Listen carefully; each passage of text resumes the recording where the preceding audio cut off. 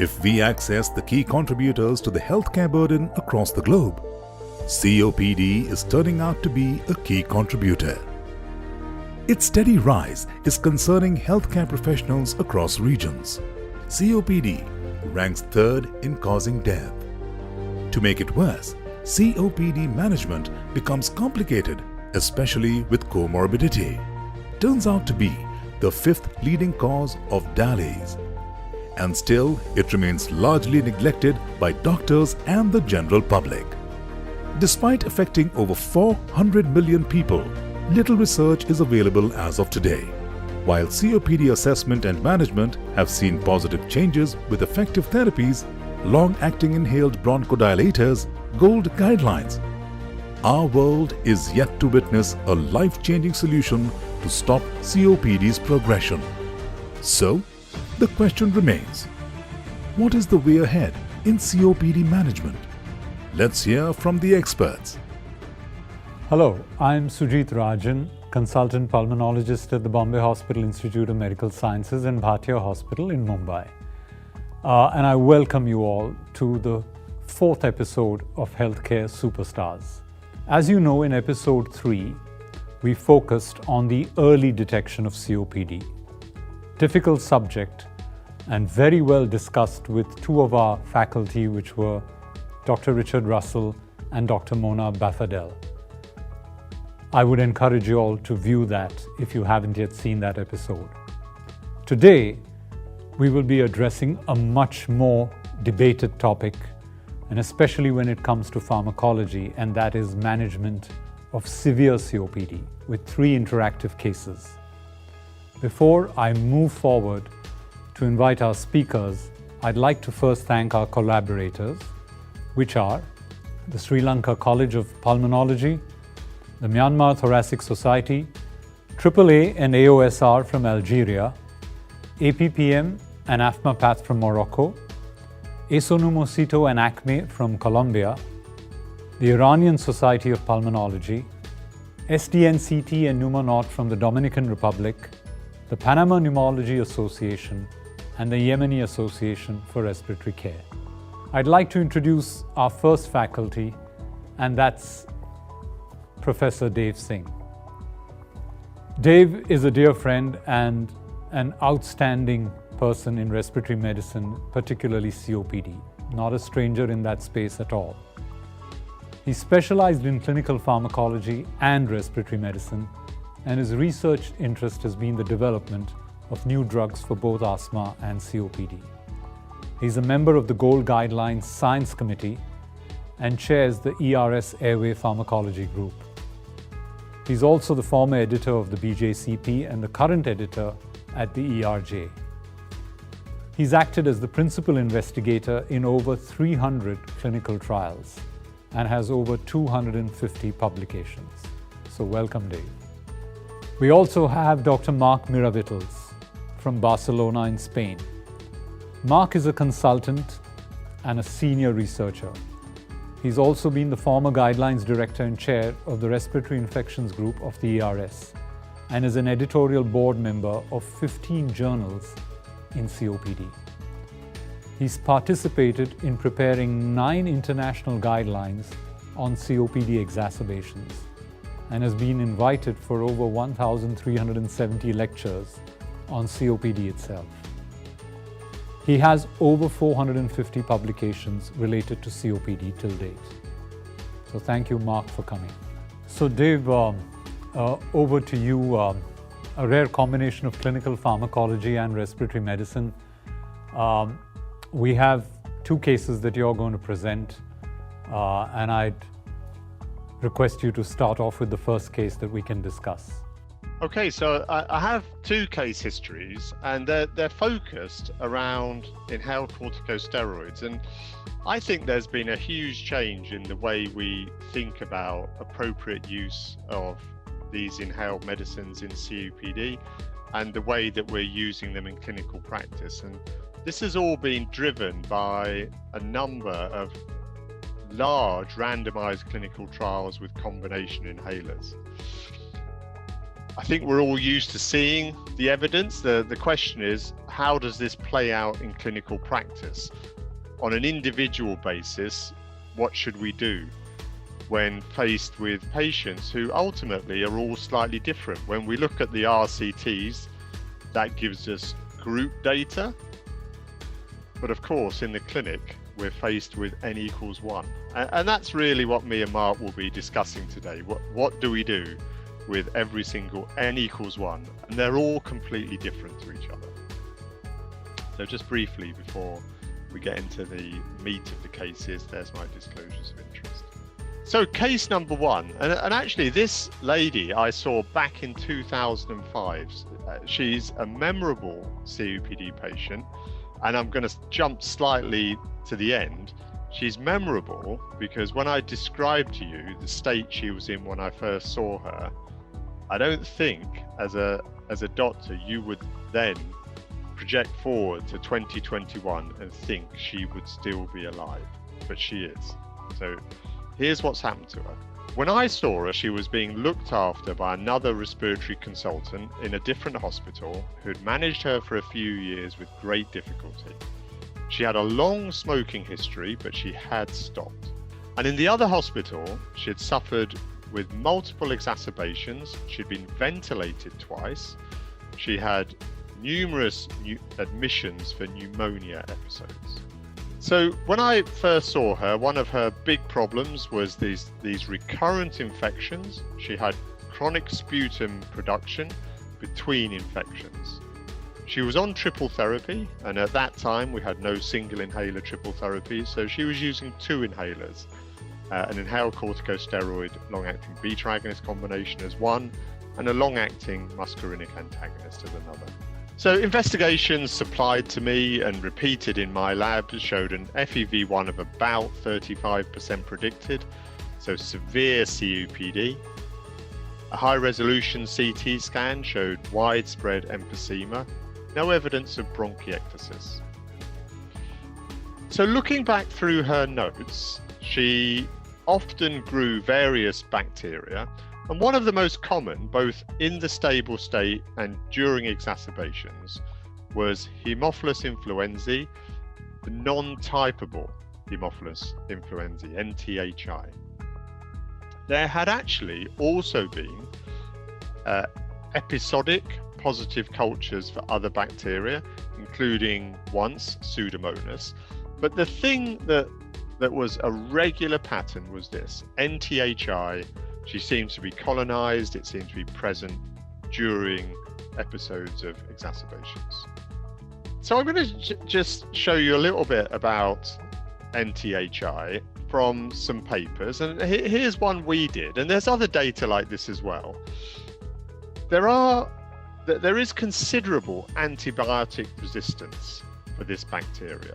And here are a number of patients in the UK. I must stress that some of this is regional, but you see here that some of the common antibiotics that we use, so macrolides, penicillins, you find that a number of the strains are resistant to NTHI. Now, interestingly, in this sample set, if you were to use something like ciprofloxacin, we had 100% sensitivity. Tetracycline, so obviously doxycycline would fit as well. You've got over 90% sensitivity. So I think one of the things that we need to look at with this extremely common colonizer is careful use of antibiotics, looking carefully at antibiotic sensitivity. And I'd just like you to just remember what you've seen on this slide about macrolides. In this sample set of over 50 patients, you see that about half the strains, maybe 30 to 50% of the strains, are actually resistant to different macrolide antibiotics. Now, another point to bring out about Haemophilus is I've mentioned that it was present in the stable state and during exacerbations. And I think one of the questions that commonly arises from clinicians about bacterial colonization is, what's its relevance? So you have patients who present to you with dirty green sputum. They're in their usual state, so they say, yes, I usually cough up some phlegm. They say, yes, my symptoms are normally like this. So you might think, right, that's normal for them. You take a sputum culture and you grow a bacteria. Is that relevant? What should you do about that bacteria? And I've heard two schools of thought. Some people would say, yes, we should treat it. And other people would say, well, the patient's not ill at this point in time. Maybe that bacteria is there in a small amount, even though we've grown it. Maybe I should leave it, because if I treat it, we're increasing the chances of antibiotic resistance. I'm not saying I agree with that. I've just heard people articulate that view. So I found this study by Tom Wilkinson, who's in the UK, based in Southampton. I found this very interesting. He conducted this very careful study where he sequentially sampled patients, their upper airways, sputum, for the presence of bacteria and viruses. And there seemed to be this interaction between non-typeable Haemophilus influenzae, NTHI, and the common cold virus, HRV, human rhinovirus. So if you have a look at this data, if you had both of these present in your airways, and I've circled them, you were far more likely to exacerbate compared to just having the bacteria alone. So have a look at the top. That's NTHI is present, so that's but there's an absence of human rhinovirus. Your odds ratio of exacerbation is 1.69. Now, NTHI is present with HRV, with the virus, a 5-fold increase. Now, that's also represented a bit lower down when you've got an 18-fold increase. And all this is, there's two ways round. One is where something's a colonizer, then the other bug comes in. So the one at the top, NTHI, that comes in second, so it's a secondary infection in the presence of HIV. And the one in the middle is where you have colonizing bacteria and then suddenly you get a cold. Now at the bottom, the rhinovirus alone, then there you've got a 10-fold increase of having an exacerbation. So the interesting one is actually at the top, isn't it? That where you have the bacteria alone, that's actually, it's less than a 2-fold increase in your chance of exacerbating. A virus on its own gives you a 10-fold increase, and both together an 18-fold increase. So actually, this bacteria is sort of laying an unfortunate groundwork in the lungs, so that if you get a virus on top, that's really bad news. So coming back to the question, what should we do about this? And coming back to the case, although this publication is 2017, I think it lays some justification for what I did with this lady. And I focused on eradicating colonizing bacteria from this patient. And this patient, remember, did not have bronchiectasis. So I think it's another thing that's talked about. You have COPD, chronic infection. You should look for bronchiectasis, but you may not find it. But COPD patients can still have chronic bacterial infection, and there's all sorts of pathological mechanisms for that we can get into. Okay, I just need to stop you here for a moment, Dave.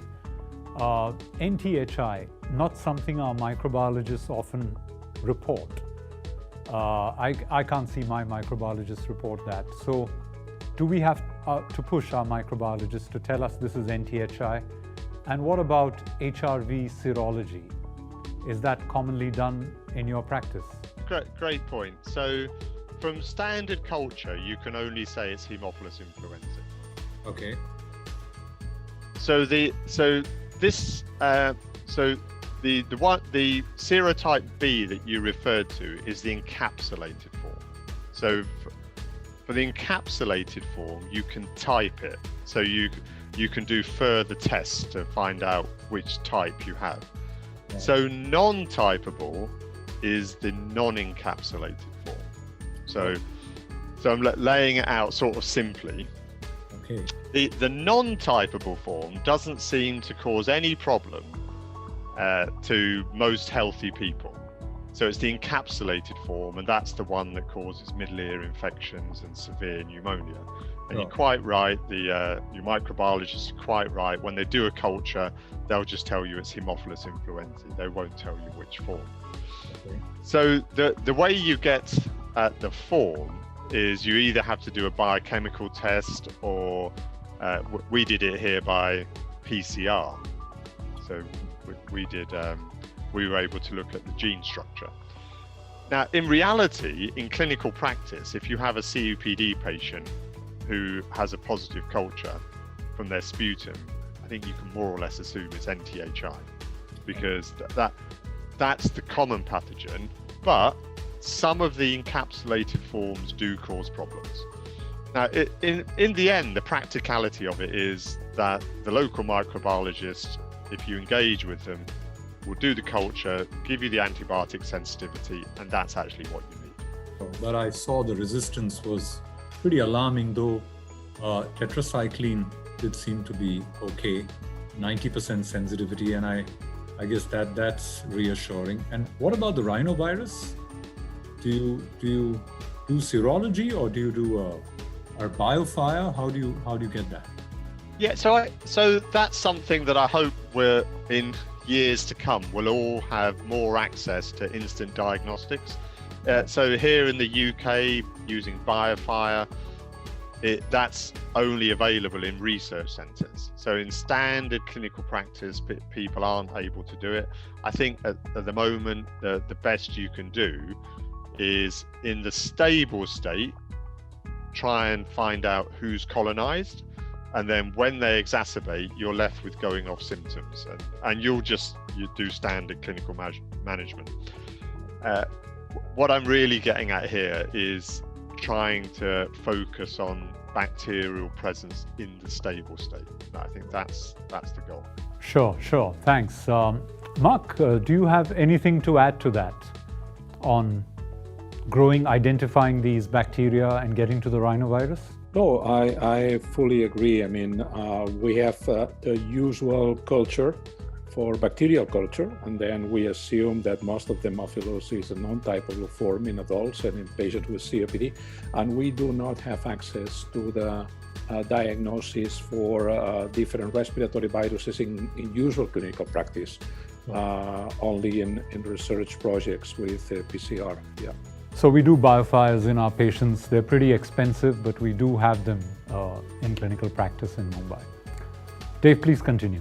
Okay, so you mentioned about the antibiotics, and there were two choices here, whether to give something like ciprofloxacin or tetracycline, doxycycline. So I gave a short course, about a month of doxycycline. So short course, but longer than usual, to try and absolutely eradicate the Haemophilus.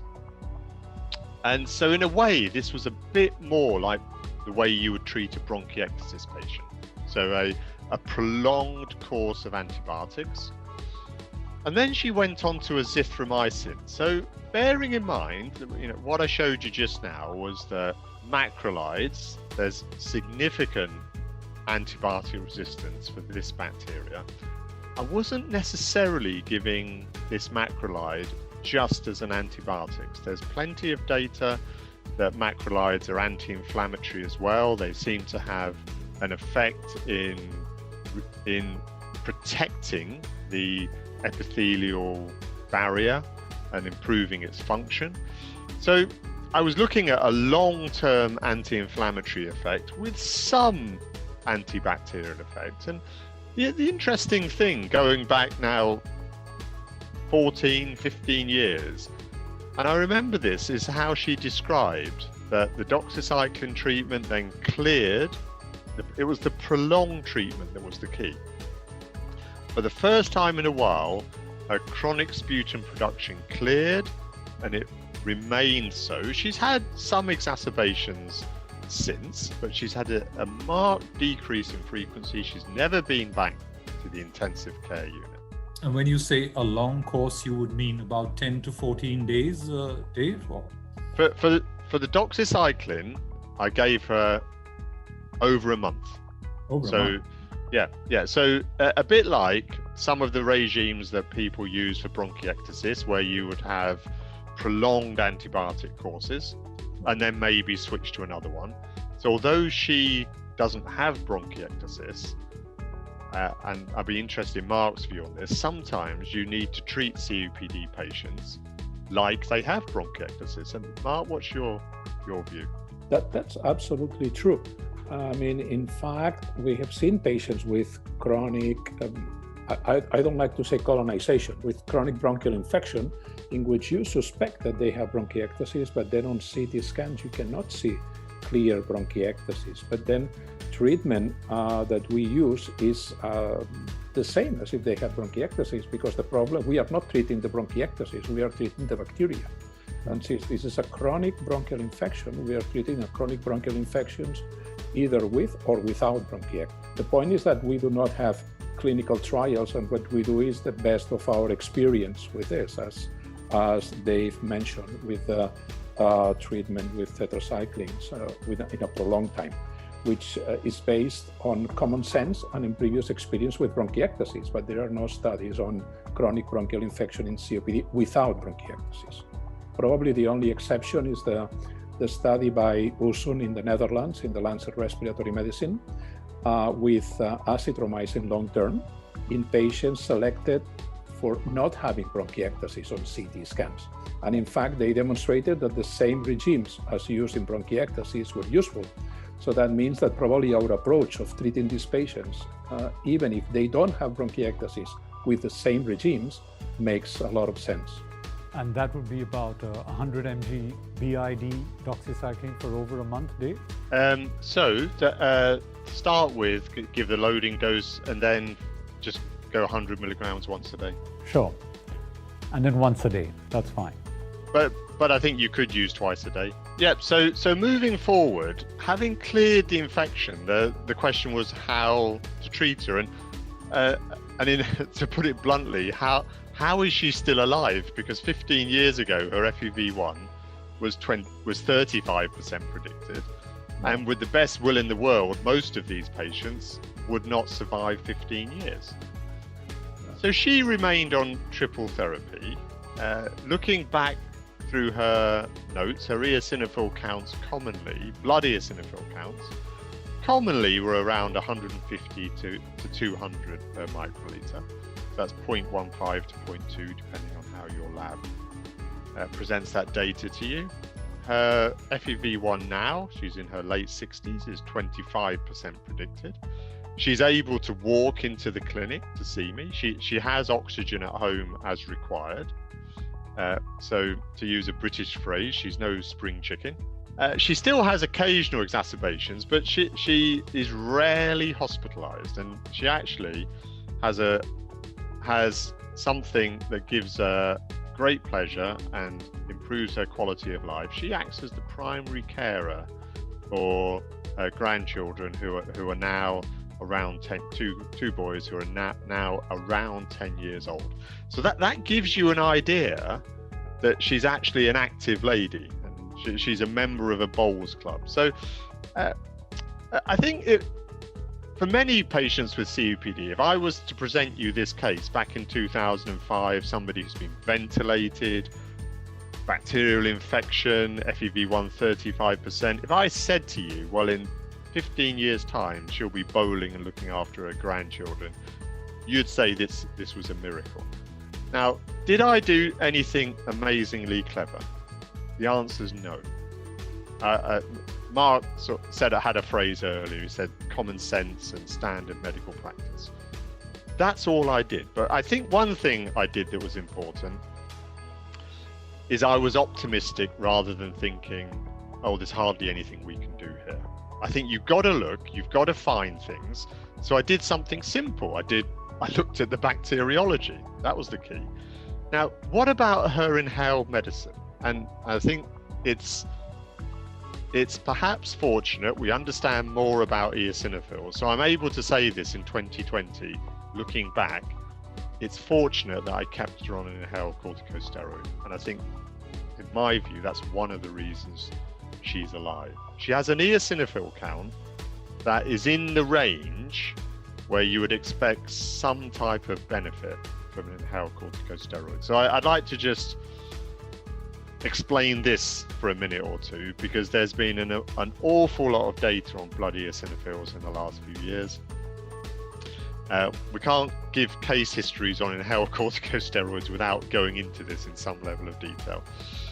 I think people get confused with this, so here's my attempt at making it simple. So blood eosinophil counts only have one use in clinical practice with regard to COPD patients. They're a biomarker that will help you predict the effect of inhaled corticosteroids.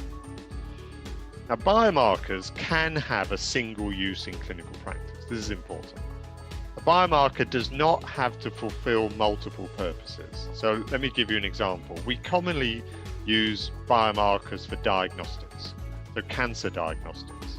But then that's all we use them for, is for cancer, yes, no, that's it, end of story. So I've heard lots of criticisms of eosinophils because they can't be used in COPD diagnostics. They don't predict when a patient's going to die.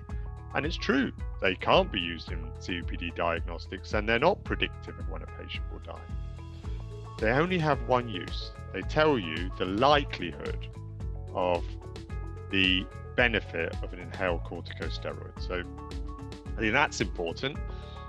So therefore, you only use blood eosinophils for this purpose in people who have a history of exacerbations. That's the second point.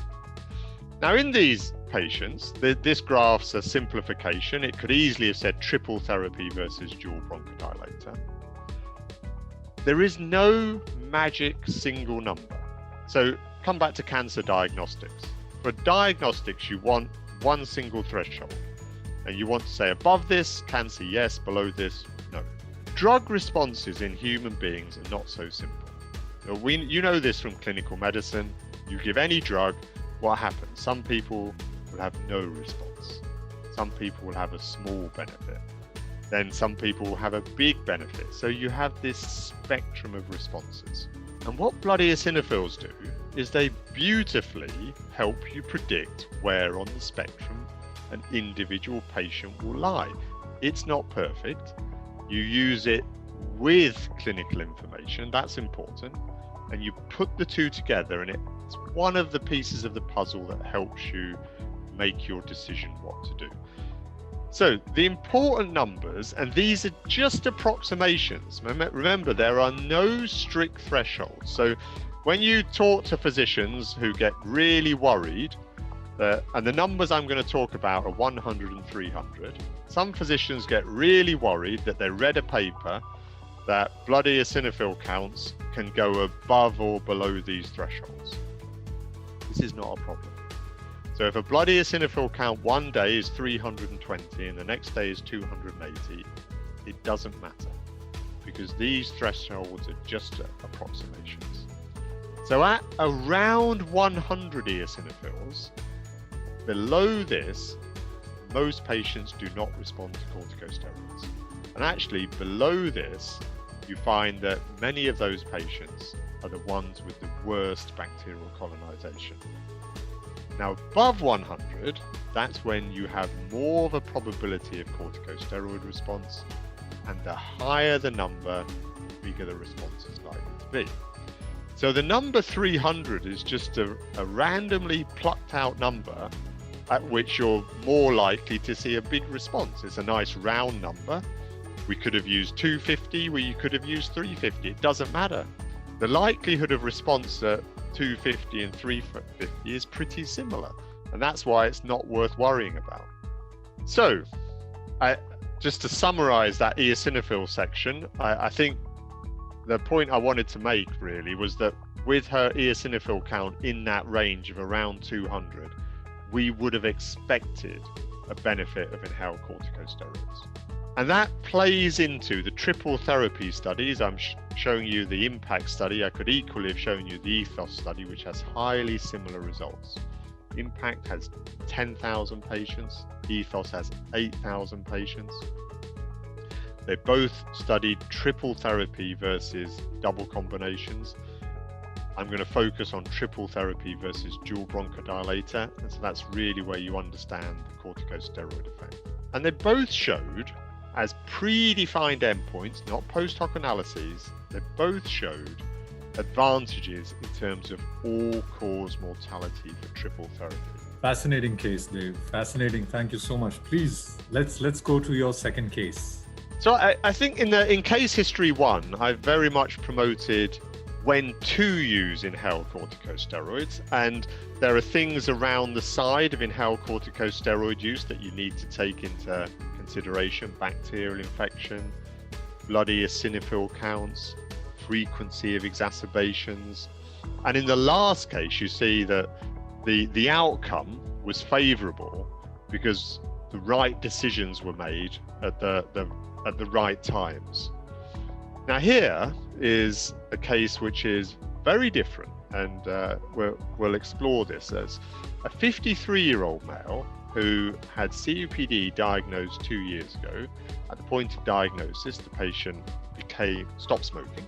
FEV1 67% predicted, working in an office, so an active person. Some limitation due to shortness of breath, and I think this is common with COPD patients. Many of them like to carry on, quite rightly, doing activities such as going to work or their everyday activities, but they slow down a bit. So this patient was able to do his job, but had stopped doing a couple of things or just did them slower than usual. Now, there was a history of chest infections with sputum production, and some antibiotic courses had been given. The primary care physician, as the first treatment, gave an inhaled corticosteroid long-acting beta-agonist combination. So I saw this patient and I went into this in detail. There was no history of asthma anywhere, no childhood breathing problems. No doctor had ever said to this individual, "I think you have asthma." There were no trigger factors. There was nothing in the way the symptoms present. There was no wheezing that would make you think this is a diagnosis of asthma. The individual had a normal IgE, no history of allergies. So this is a smoker with some episodes of chest infections who has obstructive spirometry. The FEV1 FVC ratio was also less than 0.7. Blood eosinophil count was 120. So actually right at the lower end of what you would think for ICS response. Now, I don't have it on the slide, but actually it's irrelevant, which is why I did not put it on the slide. The reversibility test, the individual gave 150 mils reversibility. Now, reversibility does not help you diagnose asthma or COPD in terms of differential diagnosis. Patients with COPD can pass a reversibility test. It doesn't miraculously suddenly become asthma. You need to look at all the details together. So actually what's going on here, and we see this commonly in the UK, and I'd be interested in your experiences from Spain and from India. The GP had, to coin an English phrase again, hedged their bets. They were wondering with a younger patient, well, I think this is probably COPD, but just in case I'm missing something, I've got a younger patient here, it could be asthma, I'll give an inhaled corticosteroid. When actually there was no reason to. The eosinophil count wasn't in the range where you would give as a starting therapy an inhaled corticosteroid. The main problem the patient was describing actually was breathlessness. So there should have been a focus on bronchodilation and improving the person's physical capability. So I started the patient on a dual bronchodilator. Since being under my care, we've not had any exacerbations, and actually the patient has described being much more able to be physically active. So I think this is a case that's a completely different type of COPD patient where a different management strategy was required. Fantastic. I think clearly this patient was better after withdrawal of the inhaled steroid. Across the world, ICS-LABA has been first choice among many primary care physicians, as you know, and general physicians. And we know we can do equally well sometimes in many COPD patients with just LABA-LAMA. So both Dave and Mark, I'd like to know from you all, are there any clear patients where you would like to avoid giving inhaled steroid? Yeah, so I'll start. Just to summarize this case, I think that as a starting therapy, there's two things that primary care physicians worry about, and they shouldn't. One is the age of the patient. It seems to be that the younger age, there's more of a worry, am I missing asthma? Right. Well, I think you need to look at the whole clinical history. The age is not a determinant of whether you start an inhaled corticosteroid. Sure. The second is a reversibility test. So as soon as somebody passes a reversibility test at 200 mils, 12%, there seems to be a moving towards this is an asthma patient. Actually, all that's telling you is that the patient in front of you has responded well to a bronchodilator. It doesn't help you in a differential diagnosis. And if anything in COPD patients, it would tell you more in a patient like this who's breathless, who has some dyspnea, that patient would benefit from more bronchodilation. Okay, that's interesting. And you would say, even if it was a 400 ml improvement, it would be the same? Well, yes, it tells you the same thing, that the patient has 400 mils of improvement to be had if you give them proper bronchodilation. Now, so you should start with bronchodilation and then reassess the case. I'm not saying never give these people inhaled corticosteroids, but you should start with bronchodilation and see how you get on. So I've answered your question more in terms of starting therapy. I think I'll hand over to Mark. Yes, Mark, go ahead. Yeah, let me start with the issue that you mentioned of the 400. Yeah. I mean, in Spain, we had our Spanish guidelines, and we still define what was called as ACO, as asthma COPD overlap. Right. And one of the criteria for that ACO was this 400 milliliters increase or more in patients with COPD. However, when we look at patients in large databases with COPD that had more than 400 mLs reversibility, all of them had something else. I mean, something else meaning a previous diagnosis of asthma, high eosinophil counts, or allergies. So you never found a reversibility of 400 or more than 400 as the only sign that these patients may have some signs of asthma or would respond to ICS. And therefore, we excluded, as Dave said, reversibility from our criteria to treat with ICS a patient with COPD, because it was misleading. I mean, it by itself, it will never appear. And I agree that just a positive bronchodilator test is not a criterion.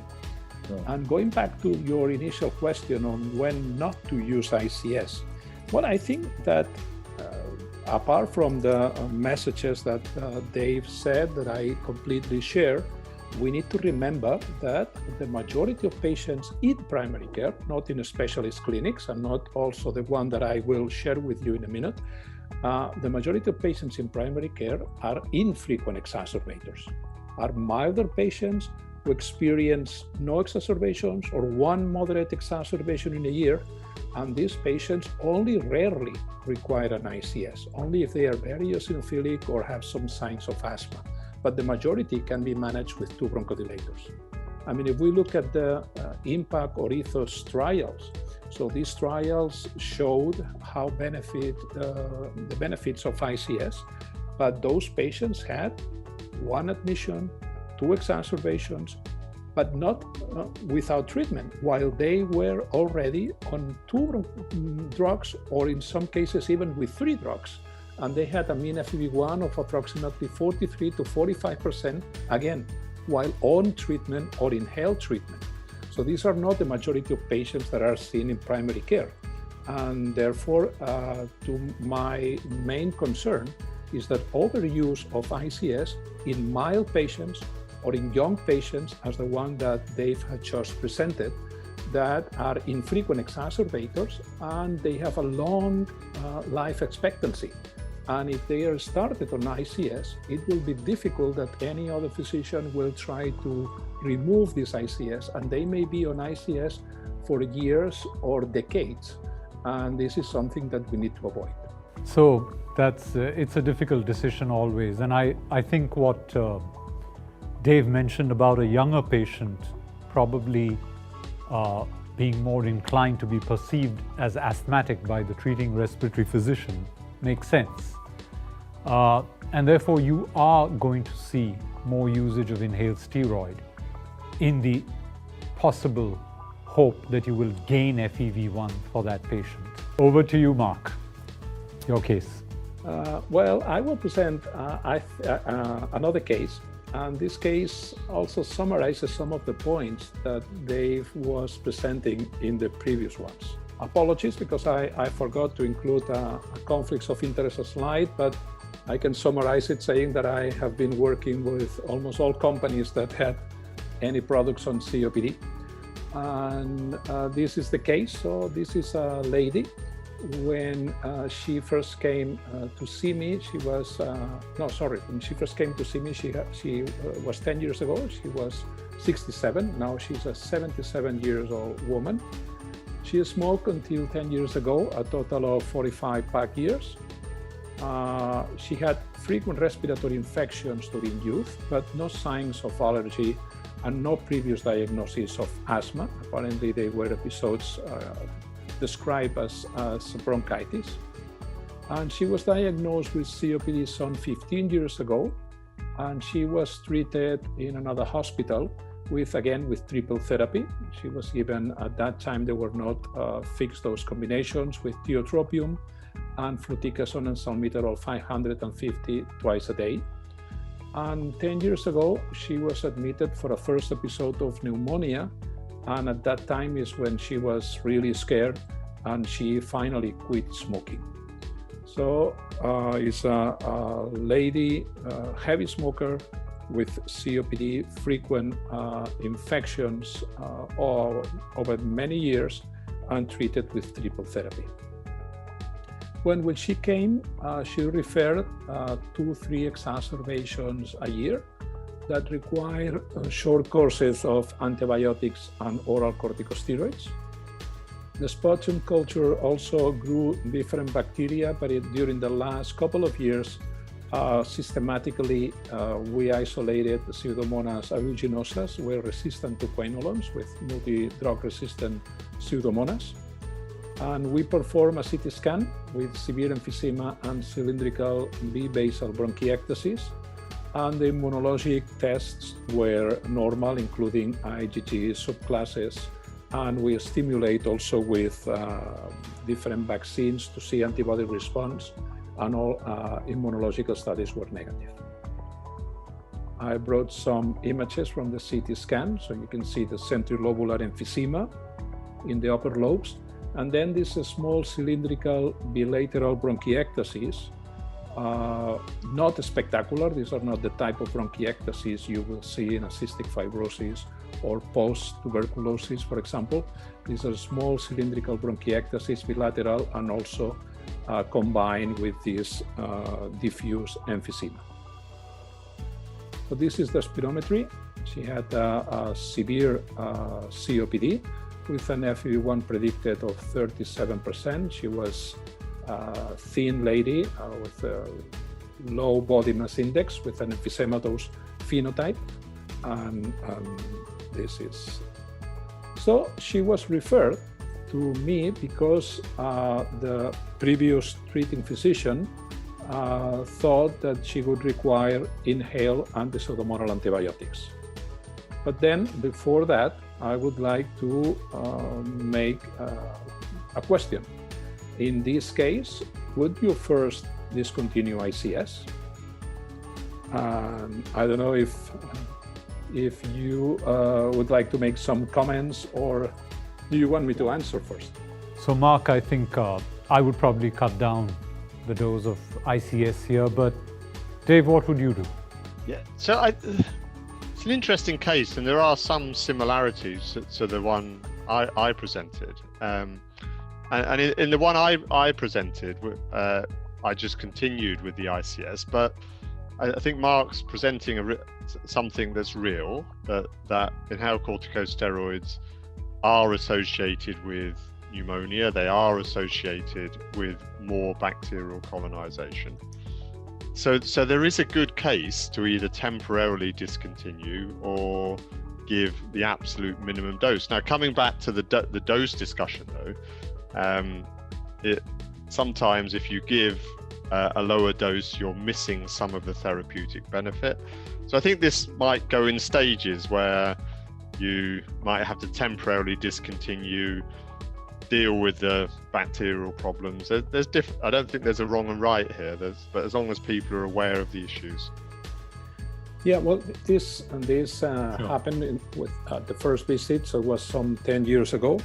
And at that time, due to the repeated isolation of Pseudomonas, the recurrent infections, the previous pneumonia, she also had capillary frailty due to the use of steroids, both inhaled and courses of oral steroids. We decided to withdraw steroids, and then we put the lady on 2 bronchodilators, mucolytic and acetylcysteine 600 milligrams twice a day, and azithromycin 3 days per week, Monday, Wednesday, and Friday, at doses of 250 because this lady had a very low body weight. Well, this was the change in therapy. Sorry, Mark, to interrupt you, but I noticed Dave also put his patient on long-term azithromycin. Are you all concerned? I mean, Dave's patient was quite old, the first patient, right? Would you be worried about hearing issues, or have you all good experience with more than 1 year now of azithromycin without too much side effects, Mark? In fact, we do. I mean, we have a very good experience. We have, I don't have dozens of patients on long-term azithromycin. I may have approximately 8 to 10. And my experience is very good. I mean, we always perform electrocardiogram, liver enzymes, and also we ask the patient to be aware if they have any hearing problems. And I must say that we do not have patients on very long time continuous azithromycin treatment. So we give this treatment for a period of 1 year. If this is successful, then we prolong it for another year. But then what we do without any evidence is we treat these patients in winter periods, in 6 months periods, and then we stop another 6 months. And because most of the exacerbation occurred during winters.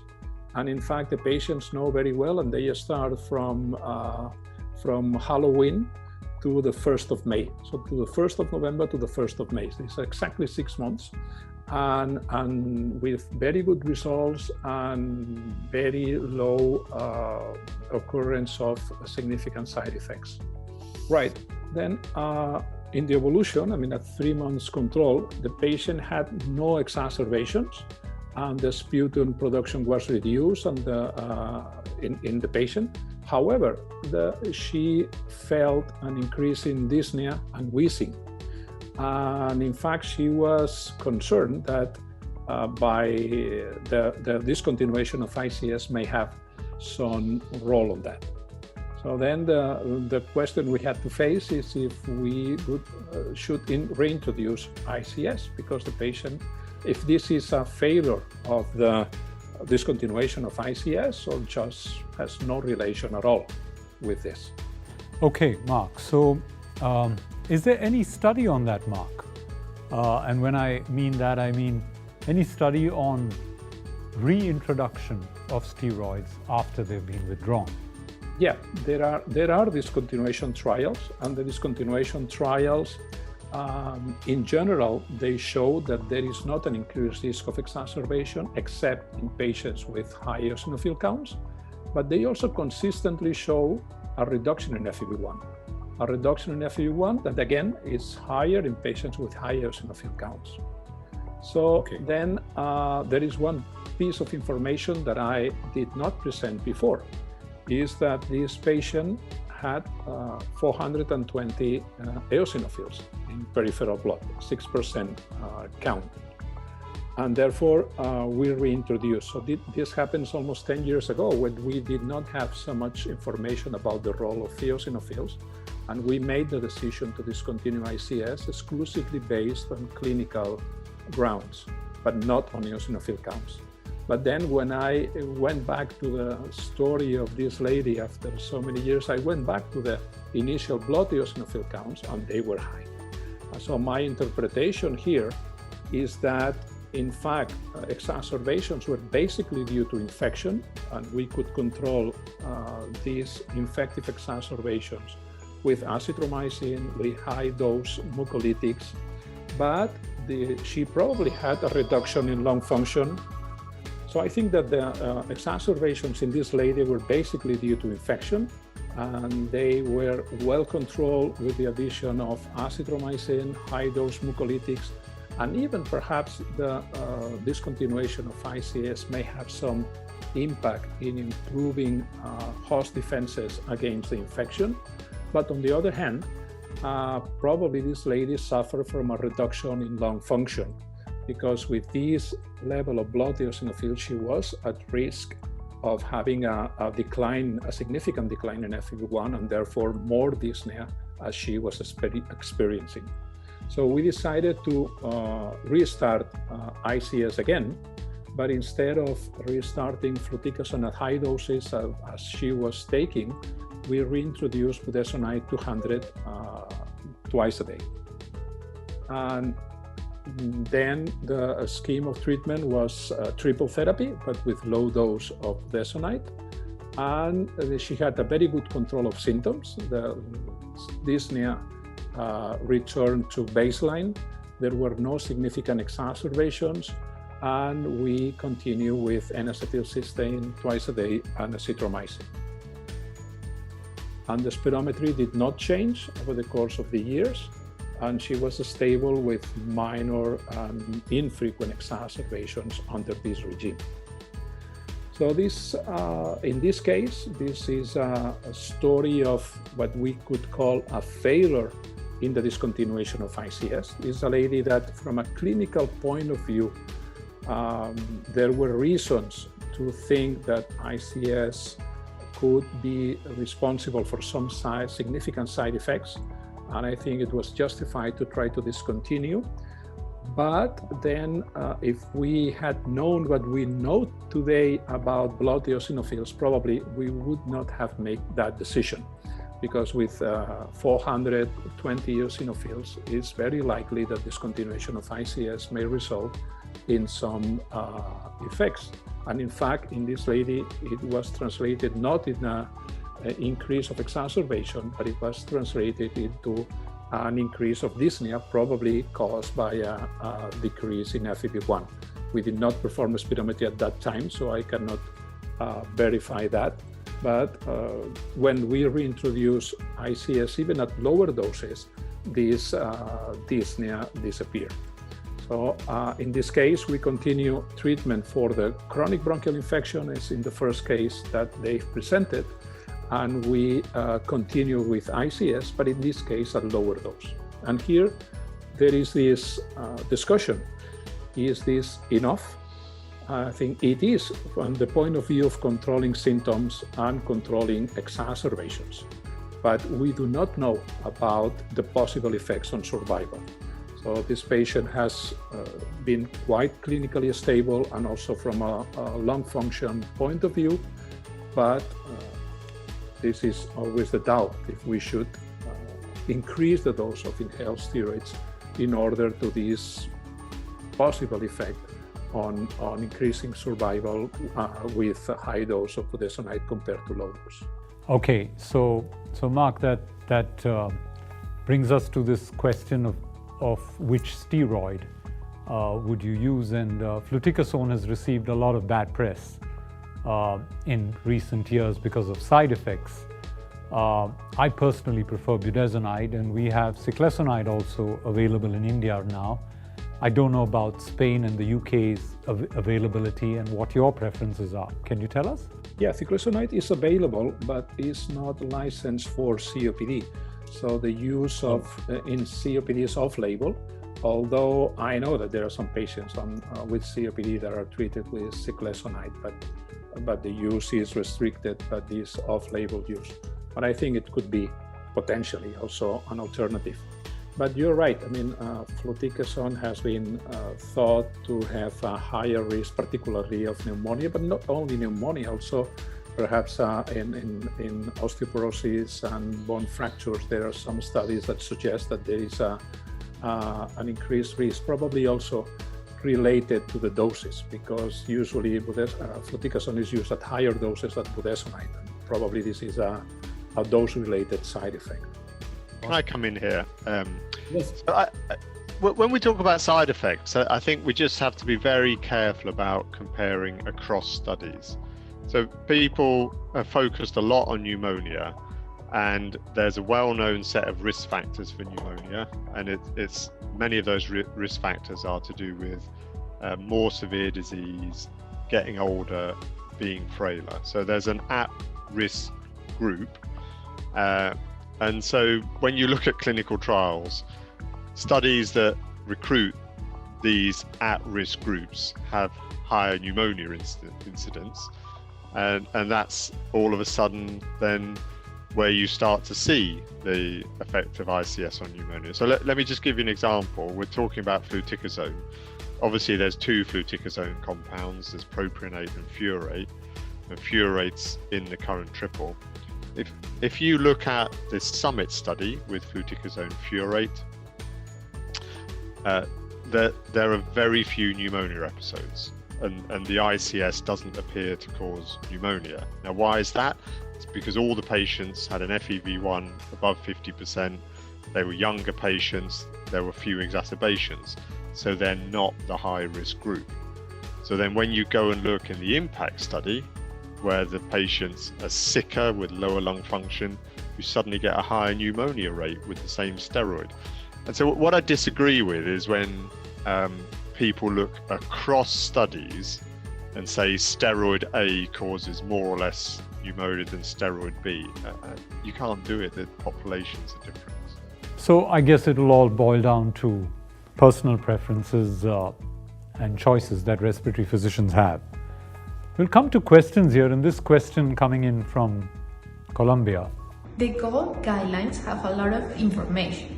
How useful you can find this in the practice, or is better that you personalize every patient treatment?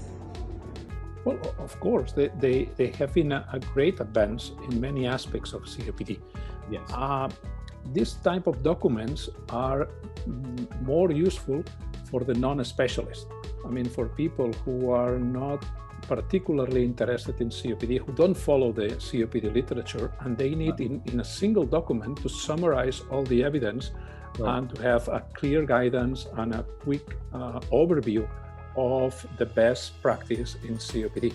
So it's what I do when I see patients with a disease other than COPD. Then I go to the guidelines. When I treat a patient with COPD, I don't go to see the guidelines. I use my experience and my knowledge, because this is what I do in my everyday practice is COPD. So in this respect, GOLD document has served a lot to first disseminate COPD among the scientific community, to speak all of us with one voice, with one strong voice about COPD, and second, to harmonize the practices and the best evidence and the practices for treatment in COPD. And I think that they are very useful for, in particular, for primary care, in particular for countries in which they do not have national guidelines and they need a reference document, and also to help to harmonize other guidelines around the world that may have a common framework in the GOLD document. All right, now we have the next question from Nepal. I'm Dr. Naveen Prakash Shah, working as a senior consultant pulmonologist at National TB Hospital. I want to ask you, what is the most important change in the new 2021 GOLD guideline in your view? For the 2021 in particular, I think in the last years, the most important change to me was the inclusion of the eosinophil as a biomarker, as we have mentioned in the cases today. Right. And in particular, in the last review, I think it was the 2020, in fact, another interesting point was that GOLD was no longer referring to echo, to asthma COPD overlap, which is conflicting. And I may perhaps disagree on that, but I think it was an interesting movement in GOLD as well, trying to clarify the treatment in patients with COPD.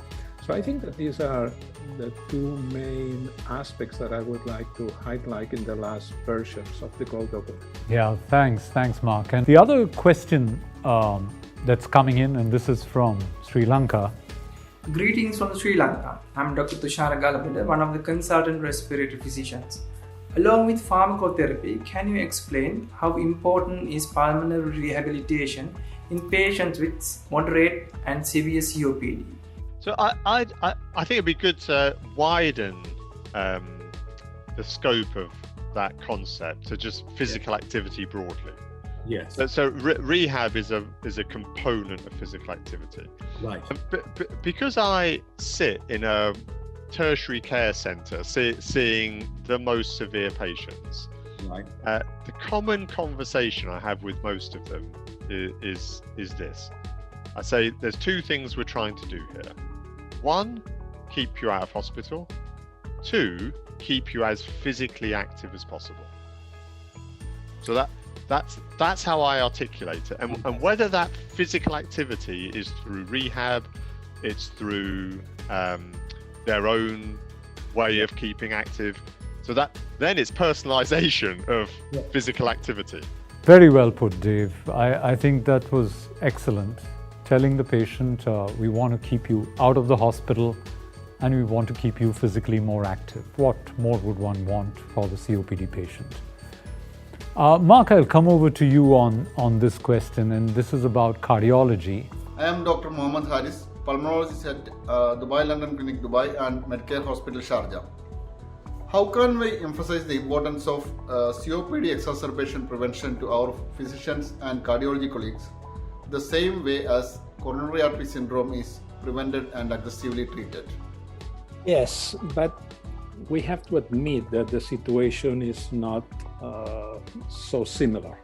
I mean, it has some similarities, but there is one crucial difference. The crucial difference is that a person who is in the 40s unexpectedly may have a heart attack and die.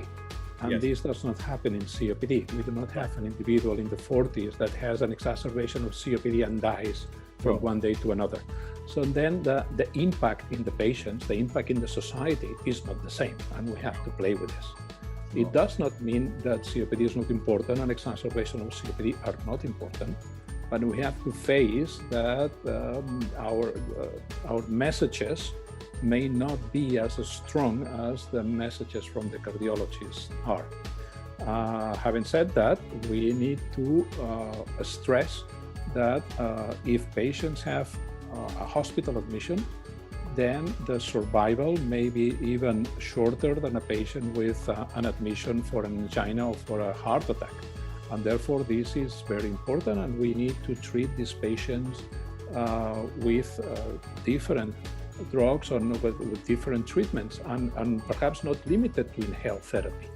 Right. There is also a lot of specialists. There is a lot of talk about inhalers, either 2 or 3, or these 2 or another 2. But some people forget about the oral treatments, and in particular also, as you mentioned, in rehabilitation.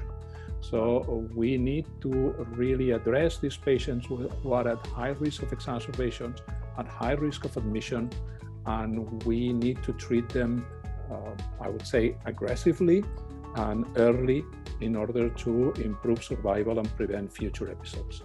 But again, in the comparison with cardiologists, we have to face these important differences.